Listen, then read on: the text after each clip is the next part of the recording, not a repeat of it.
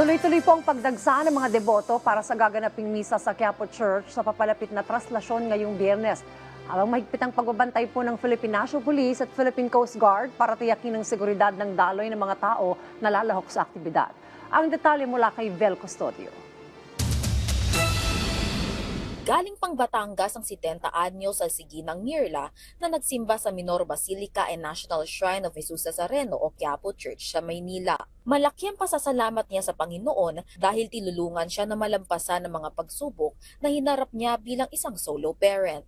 Habang malakas pa ang aking tuhod, pupunta ko sa kanya dahil maraming biyaya talagang binigay sa akin dito. Pasalamat ako sa kanya lagi. Mga pagsubok na binibigay, tinatanggap lagi. Dahil binabalik din naman niya.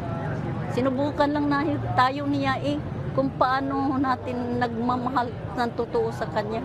Mula naman sa Hagonoy, Bulacan, dumayo ang pamilya ni Coronel sa simbahan ng Quiapo.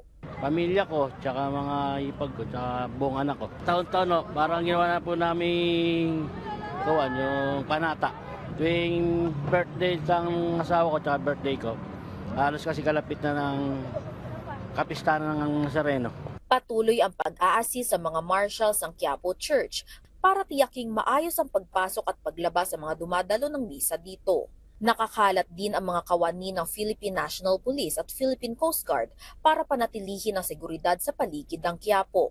Lalo na't inaasahang patuloy na dadagsa ang mga dumadalo sa aktibidad ng simbahan habang papalapit ang traslasyon sa Biyernes. Naghahanda na rin ang mga barangay sa Quiapo para sa darating na traslasyon. A lot of yung mga barangay officials natin dito sa Quiapo are already preparing. Kahapon lang po nagko-conduct ng mga flushing para sa mga kalye, nagre-repaint na rin po yung mga ibang barangay.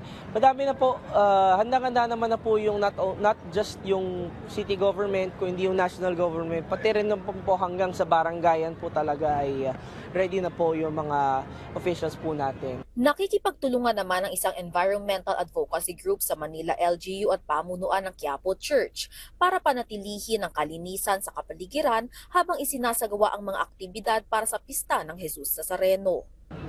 Meron po kaming gagawin sa January 9 na during the pahalik sa Luneta ay meron po kaming part po namang maging bahagi kami ng clean up.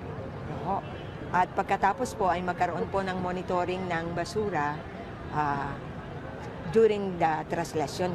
Ayon po sa data ng DPS at ng MMDA, noong pong 2024, ang ating po, ang nalikom po nilang basura o nahakot nila is around 486 na metric tons. At nito pong 2025, munti po yan ng konti, 368 metric tons ang kanila pong na likom o na hakot na basura. Ibig sabihin, mayroong pagbabago na siguro dahil nga patuloy ang pangangampanya ay ng EcoWaste at ng iba't ibang mga ahensya ng gobyerno. Sana ay iwasan natin at magbawas ng lilikaing basura during the traslasyon. Paalala lamang lalo na sa mga senior citizen at may kasamang bata na nais makiisa sa mga aktibidad ng pista ng Jesus Nazareno na huwag kalimutang magdala ng pagkain, tubig at identification card. Vel Custodio para sa Pambansang TV sa Bagong Pilipinas.